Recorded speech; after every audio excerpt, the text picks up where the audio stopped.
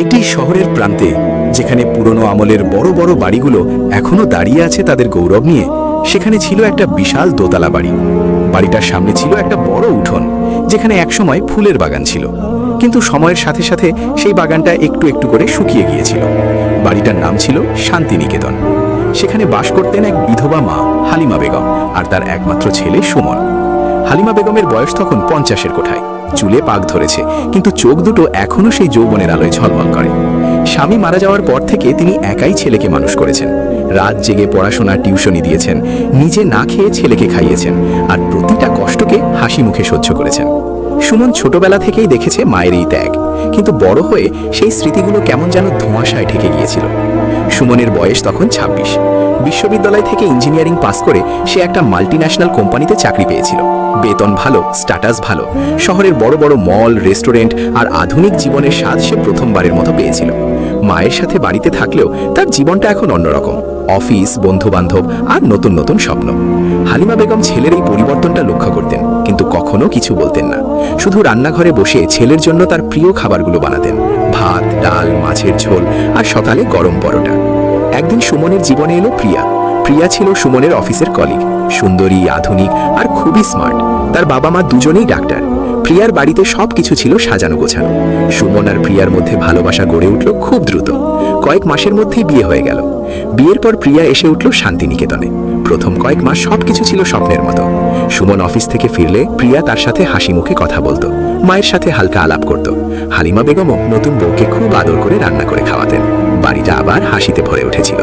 কিন্তু সময় যত গড়ালো, ছোট ছোট ফাটল ধরতে শুরু করলো। প্রিয়া আধুনিক মেয়ে।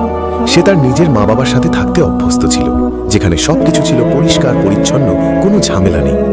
কিন্তু এখানে হালিমা বেগমের পুরনো অভ্যাসগুলো তাকে বিরক্ত করতে শুরু করলো। মা সকালে উঠে আজান দিতেন, তারপর নামাজ পড়তেন। প্রিয়া ঘুম থেকে উঠত দেরি করে। মায়ের রান্নার স্বাদ প্রিয়ার কাছে পুরনো লাগতো। সে বলতো, মা, আপনি এত তেল মশলা দিয়ে রান্না করেন কেন? স্বাস্থ্যের জন্য খারাপ। হালিমা বেগম চুপ করে যেতেন। আস্তে আস্তে বিরক্তি বাড়তে লাগলো। প্রিয়া তার নিজের মায়ের সাথে প্রায় ফোনে কথা বলতো। তার মা ছিলেন খুব আধুনিক। প্রিয়া বলতো, মা, তুমি তো জানো না শাশুড়ি কেমন, সারাদিন বকবক করে, আমার কোনো প্রাইভেসি নেই। তার নিজের মাকে সে ভালোবাসতো অসম্ভব। প্রতি সপ্তাহে একবার করে তার মায়ের বাড়িতে যেত, গিফট নিয়ে যেত আর ঘন্টার পর ঘন্টা গল্প করত। কিন্তু শাশুড়িকে দেখলেই তার মুখটা বেঁকে যেত। একদিন ছোট একটা ঘটনায় বিস্ফোরণ ঘটল। হালিমা বেগম রান্নাঘরে বসে প্রিয়ার জন্য একটা শাড়ি সেলাই করছিলেন, পুরনো আমলের সেলাই মেশিন। প্রিয়া অফিস থেকে ফিরে দেখল তার নতুন কেনা টপটা মেঝেতে পড়ে আছে। সে চিৎকার করে উঠল, মা, আপনি কি আমার জিনিসগুলো নিয়ে ঘাটাঘাটি করেন? এটা কি আচরণ? হালিমা বেগম অবাক হয়ে বললেন, বৌমা, আমি তো শুধু তোমার জন্য একটা শাড়ি বানাতে চেয়েছিলাম। কিন্তু প্রিয়া শুনল না। সে সুমনকে ফোন করে বলল, তোমার মা আমাকে সহ্য করতে পারছে না, আমি আর এখানে থাকতে পারবো না। সুমন প্রথমে মায়ের পক্ষ নিল। সে বলল, প্রিয়া, মা তোমাকে ভালোবেসে করেছে, তুমি একটু বোঝার চেষ্টা করো। কিন্তু প্রিয়া কান্নাকাটি শুরু করলো। তুমি আমাকে ভালোবাসো না, তোমার মা সবসময় আমাদের মাঝে ঢুকে পড়ে। আমার মা তো তোমাকে এত ভালোবাসে, কিন্তু তোমার মা আমাকে দেখলেই চোখ বুজে ফেলে। সুমনের মনে ধীরে ধীরে বিরক্তি জমতে লাগলো। অফিসের চাপ, বউয়ের অভিযোগ আর মায়ের পুরনো অভ্যাসগুলো সব মিলিয়ে সে একদিন রেগে গিয়ে মাকে বলল, মা, তুমি একটু দেখে শুনে চলো। প্রিয়া তোমার সাথে খারাপ ব্যবহার করে না, তুমিও করো না। এরপর থেকে হালিমা বেগম চুপ করে গেলেন। তিনি আর রান্নাঘরে বেশি যেতেন না। নিজের ঘরে বসে কুরআন পড়তেন আর ছেলের জন্য দোয়া করতেন। প্রিয়া কিন্তু থামল না। সে মাকে আরও অপমান করতে শুরু করলো। কখনো বলতো, মা, আপনার এই পুরনো শাড়িগুলো দেখলে আমার লজ্জা লাগে, বাইরে থেকে কেউ এলে কি ভাববে? কখনো খাবার দিতে দেরি হলে বলতো, আপনি কি ইচ্ছে করে আমাদের খাবার নষ্ট করেন?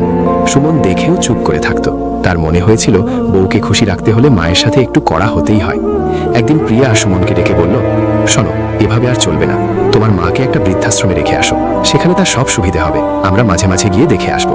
সুমন প্রথমে চমকে উঠল। কি বলছো তুমি? মা আমার সাথে এত বছর কষ্ট করে আমাকে মানুষ করেছে। প্রিয়া কেঁদে ফেলল। তাহলে আমাকে ডিভোর্স দাও, আমি আর তোমার মায়ের সাথে এক বাড়িতে থাকতে পারবো না, আমার মা বলেছে আমাকে নিয়ে যেতে। সুমনের মাথায় আকাশ ভেঙে পড়ল। সে ভাবল, বউ চলে গেলে তার জীবনটা শেষ হয়ে যাবে, অফিসের স্টেটাস, সমাজের চোখ, সবকিছু। শেষ পর্যন্ত সে রাজি হয়ে গেল। পরের দিনই সুমন একটা গাড়ি ভাড়া করলো। গাড়ির ড্রাইভার ছিলেন একজন বয়স্ক মানুষ, নাম আব্দুল মালিক, বয়স 60-এর কাছাকাছি। তিনি অনেকদিন ধরে এই শহরে ড্রাইভিং করছেন। সুমন বলল, চাচা, আমাদের একটু বৃদ্ধাশ্রমে যেতে হবে, মাকে নিয়ে যাব। মালিক সাহেব কিছু বললেন না, শুধু মাথা নেড়ে সম্মতি জানালেন। সকাল 10টায় তারা রওনা দিল। গাড়িতে সুমন, প্রিয়া আর হালিমা বেগম। হালিমা বেগম চুপ করে বসেছিলেন। তার চোখে জল ছিল না, শুধু একটা অদ্ভুত শান্তি। সুমন আর প্রিয়া সামনের সিটে বসেছিল। গাড়ি চলতে শুরু করলে প্রিয়া বলল, আজকেই সব শেষ হয়ে যাবে। দেখো, বৃদ্ধাশ্রমটা খুব সুন্দর, ওখানে অনেক বয়স্ক মানুষ আছে, মা একা লাগবে না। সুমন বলল, হ্যাঁ তুমি ঠিক বলেছ, আমরা মাঝে মাঝে গিয়ে দেখে আসব। তারা দুজনেই এমনভাবে কথা বলছিল যেন মা গাড়িতে নেই। হালিমা বেগম জানালার বাইরে তাকিয়েছিলেন। তিনি ভাবছিলেন ছেলের ছোটবেলার কথা। যখন সুমন জ্বরে পড়তো তিনি রাত জেগে মাথায় পানি দিতেন। যখন স্কুলের ফি জোগাড় করতে পারতেন না তিনি নিজের গয়না বিক্রি করে দিতেন। কিন্তু আজ ছেলে তাকে বৃদ্ধাশ্রমে পাঠাচ্ছে, তবু তিনি কোনো কথা বললেন না। গাড়ি চলছে। প্রিয়া হাসতে হাসতে বলল, আমার মা তো বলেছে আমরা এখন ফ্রি, আর কোনো ঝামেলা নেই। সুমনও হাসল। হঠাৎ গাড়িটা একটা নির্জন রাস্তায় এসে থেমে গেল। মালিক সাহেব ইঞ্জিন বন্ধ করলেন। তিনি পেছন ফিরে তাকালেন। তার চোখে আগুন। নামো সবাই। মালিক সাহেবের গলা ভারী। সুমন অবাক হয়ে বলল, কি হয়েছে চাচা, কেন থামালেন? নামো বলছি।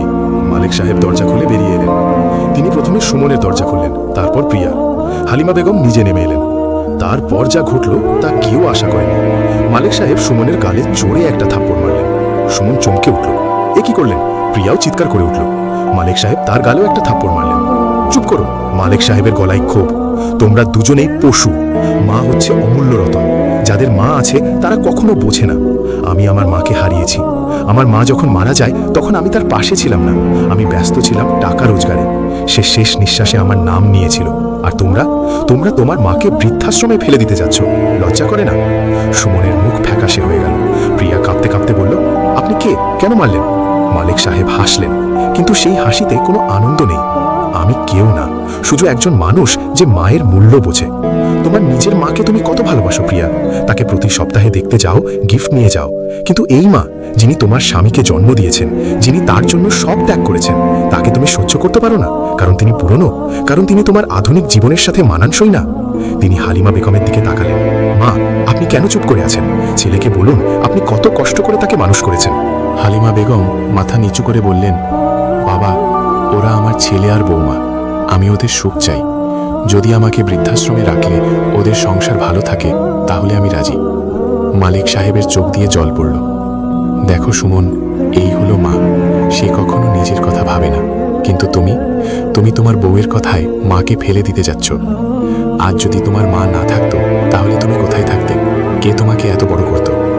আর তুমি প্রিয়া, তোমার নিজের মাকে ভালোবাসো কারণ সে তোমার মা, কিন্তু এই মা তোমার স্বামীর মা। তাকে অপমান করো কেন? একদিন তোমারও ছেলে হবে, সে যদি তোমাকে বৃদ্ধাশ্রমে ফেলে দেয় তখন কেমন লাগবে? সুমনের চোখে জল এসে গেল। সে হাঁটু গেড়ে বসে পড়ল। মা, আমি ভুল করেছি, আমাকে মাফ করে দাও। প্রিয়াও কাঁদতে কাঁদতে মায়ের পায়ে পড়ল। মা, আমি অপরাধী, আমি আপনাকে কষ্ট দিয়েছি। আমার নিজের মাকে দেখে বুঝিনি আপনিও একজন মা। মালিক সাহেব হাসলেন। এবার বাড়ি ফিরে যাও মাকে নিয়ে, আর কখনো এই ভুল করো না। মা হারিয়ে গেলে আর ফিরে পাবে না। তারা তিনজন গাড়িতে উঠল। এবার সুমন আর প্রিয়া পেছনের সিটে মায়ের দুপাশে বসল। মালিক সাহেব গাড়ি ঘুরিয়ে বাড়ির দিকে চালালেন। পুরো রাস্তায় কেউ কোনো কথা বলল না, শুধু হালিমা বেগমের হাত ধরে সুমন কাঁদছিল। বাড়িতে ফিরে সুমন প্রথম কাজ করলো মায়ের পায়ে হাত দিয়ে সালাম করা। প্রিয়া রান্নাঘরে গিয়ে মায়ের প্রিয় ডাল ভাত রান্না করলো। সেদিন থেকে বাড়িটা আবার শান্তিনিকেতন হয়ে উঠল। প্রিয়া এখন মায়ের সাথে বসে গল্প করে। তার নিজের মায়ের সাথেও সে বলে, মা, শাশুড়ি না থাকলে আমি কখনো মায়ের মূল্য বুঝতাম না। আর মালিক সাহেব, তিনি আর কখনো ফিরে আসেননি, কিন্তু সুমনের মনে তিনি চিরকাল থেকে গেছেন, একজন অজানা মানুষ যিনি তাদের জীবন বদলে দিয়েছিলেন। মা হচ্ছে অমূল্য রতন। যারা মাকে কাছে পেয়েও দূরে ঠেলে দেয় তারা কখনো সুখী হয় না, আর যারা মাকে সম্মান করে তাদের জীবন আলোয় ভরে যায়। সুমন আর প্রিয়া এই সত্যটা শিখেছিল একটা থাপ্পড়ের মাধ্যমে। আর হালিমা বেগম, তিনি শুধু হেসে বলেছিলেন, আমার ছেলে বৌমা আছে, এটাই আমার স্বর্গ।